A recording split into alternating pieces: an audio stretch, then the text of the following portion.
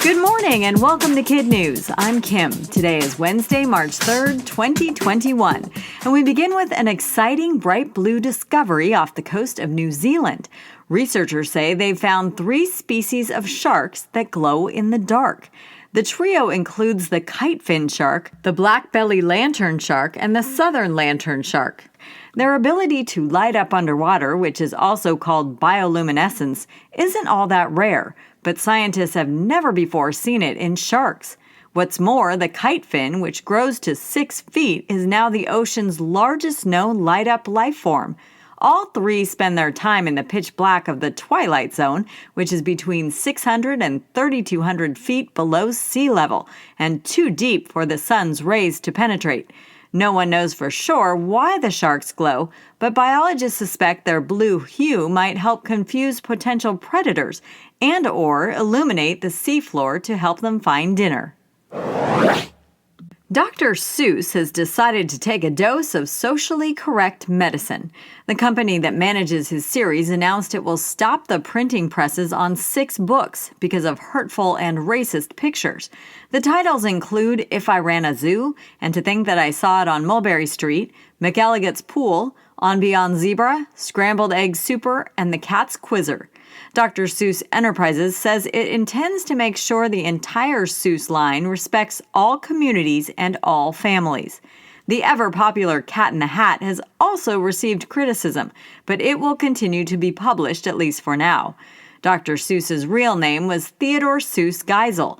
His 60 books have been translated into dozens of languages and are sold in more than 100 countries.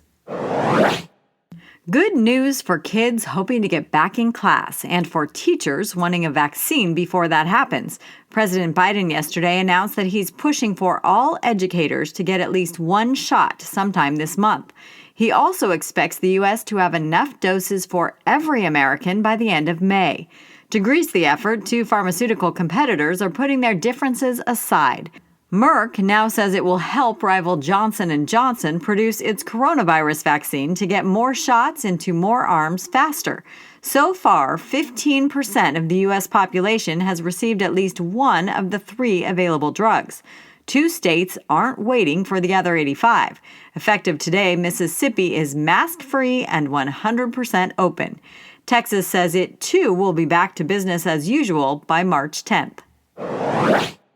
We all know about hurricanes on Earth, and we also learned this week that some of next year's will be named after characters from the movie Frozen. But now comes word that hurricanes also happen in space.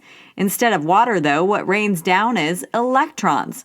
The out-of-this-world plasma storm took place hundreds of miles above the North Pole back in 2014 and lasted nearly 8 hours before breaking down. Scientists knew that these kinds of events took place on Mars, Saturn, and Jupiter, but this is the first time a space hurricane was confirmed in Earth's upper atmosphere. In other KidNuz notes, weather buffs might someday get to see one of those space hurricanes from above. A company called Orbital Assembly plans to start building a 400-person floating resort in 2025, with the hope of opening its space doors to guests by 2027. McDonald's is also taking a page from the future. In a few select locations, the hamburger chain is testing artificial intelligence in the drive-thru lane. Instead of a human taking your order, don't be surprised to hear a computerized voice that sounds a whole lot like Alexa or Siri. And finally, what could be called breaking news from Antarctica. A chunk of ice larger than New York City has fallen off the Brunt ice shelf. It's a natural process known as calving, and scientists have been expecting it for years. In fact, the British Antarctic Survey Team even moved their research station inland a few years ago to make sure it wouldn't get carried away if and when it happened. Because the baby Berg is still floating, the National Snow and Ice Data Center doesn't anticipate changing sea levels. But experts say they will keep their eyes peeled for where the unpredictable ice cube travels. It may drift away or hang around the shelf for a while. And that's it for KidNuz this morning. Now our KidNuz quiz. How many species of shark glow in the dark? At least 3, and all were found deep in the ocean off New Zealand. 6 books in what popular series won't be published anymore. Dr. Seuss, because they include pictures that are considered racist and wrong. President Biden wants all teachers to get at least 1 vaccine dose by when? The end of this month. How big is the chunk of ice that just broke off the Brunt ice shelf in Antarctica? About the size of New York City. In one for the road, tired of having to reach your hand into the bottom of a sticky peanut butter jar? Apparently, there's a TikTok for that. A poster named Brandon and others have gone viral with the solution. According to the videos, if you lay a jar on its side, give it a few good, fast spins, physics will do the rest, whipping what was on the sides to the middle and the top of the jar. The trick has people reaching for their half-empty jars to see for themselves.